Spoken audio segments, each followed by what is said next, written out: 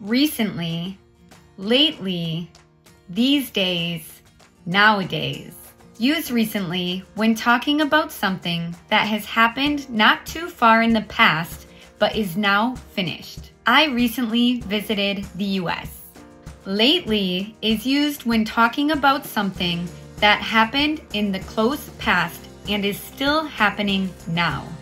And we use this with the present perfect continuous tense. Lately, I have been waking up early. These days is quite similar to lately.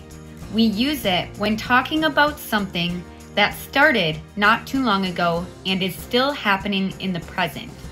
But we use the present or present continuous tense. These days, he is super busy. Or, I'm reading a lot these days. And finally, nowadays.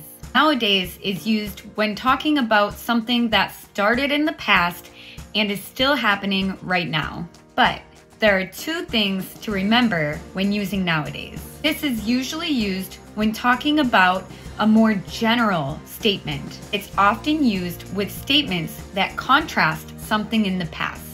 Nowadays, kids get iPads at a very young age. In the past, maybe that wasn't true. But now, in general, it's true.